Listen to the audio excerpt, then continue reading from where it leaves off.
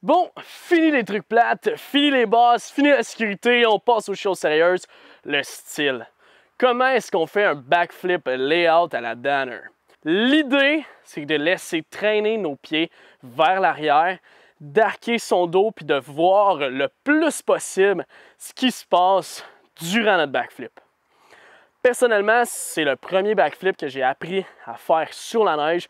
Je suis pas certain de conseiller ça à tout le monde, mais clairement, je voyais vraiment bien ce qui se passait. C'est quand même personnel à toi, qu'est-ce que tu préfères faire, qu'est-ce que tu te sens le plus à l'aise de faire pour la première fois, autant sur la trampoline que sur la neige. Je te conseille fortement de pratiquer un backflip tuck les premières fois que tu le fais sur la trampoline. Lorsque tu arrives sur la neige, écoute, ça sera à toi de voir. Comment est-ce qu'on fait notre backflip layout lorsque je vais prendre mon envol? Lorsque je vais venir chercher mon amplitude, genre le même take-off que dans mon backflip tuck. Simplement, je vais venir arquer plus mon dos. Donc, je vais vraiment désengager mes abdos. Je ne forcerai pas de mes abdominaux dans mon take-off. En fait, je vais forcer durant le temps que je prends mon envol, mais dès que je suis rendu dans les airs, je relaxe mon corps. Je vais pousser ma tête et mes épaules pour voir la toile. Puis je vais laisser mes pieds traîner au 90 à l'arrière. Dès que je vois la toile, tout se passe bien. J'ai un maximum de contrôle, ma rotation est entamée. N'oublie pas de laisser tes pieds monter tout de même. Même si tu les laisses traîner, tes jambes, tes genoux, ils doivent monter vers le haut. Sinon, tu flipperas juste pas. Donc, j'arque mon dos plus qu'à l'habitude une fois que je suis dans les airs. Je laisse mes pieds traîner, mais mes jambes continuent tout de même à monter.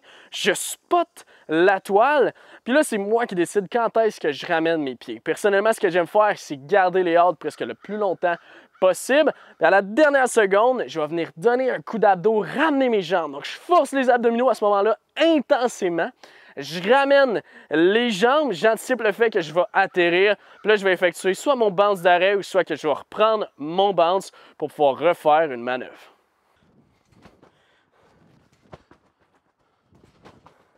C'est certain que durant ton backflip layout, tu vas voir moins longtemps à l'avant que dans ton backflip tuck. Dans ton backflip tuck, idéalement, ce que tu dois faire, c'est regarder quand même un moment à l'avant avant de venir ramener tes jambes et flipper. Dans ton backflip layout, c'est en théorie ce qu'il devrait faire, mais en pratique, ce qu'on ne fait pas. Et pour être capable de ne pas faire ça, il faut que ton timing soit parfait, que tu l'aies acquis. Ce que ça veut dire, c'est qu'il faut que tu saches exactement quand est-ce que tu laisses monter tes pieds puis que tu puisses aller chercher le maximum d'amplitude, autant en trampoline qu'en ski. En français, si tu as bien tes backflips comme il faut, pense pas trop à ton regard, va spotter le plus vite possible, laisse tes pieds traîner à l'arrière, puis n'oublie pas de donner un sacré coup d'abdos à la fin pour ramener tes pieds puis bien atterrir sur la trampoline.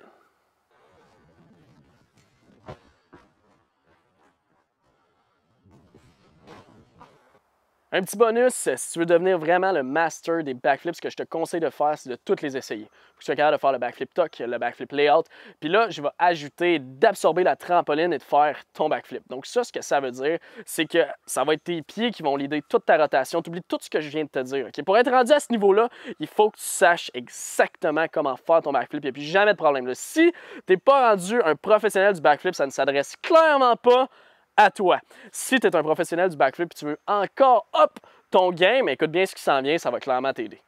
Donc, comment est-ce qu'on fait pour absorber une trampoline? C'est que tout le bounce, l'énergie qu'elle va te donner, tu vas la laisser aller dans tes pieds. Puis c'est tes pieds qui vont faire ton backflip.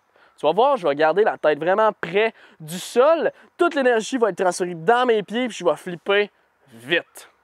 J'ai pas besoin de sauter très haut. Je vais juste faire... T'es pas prêt? Ce qu'on veut, c'est que tes pieds fassent ton backflip.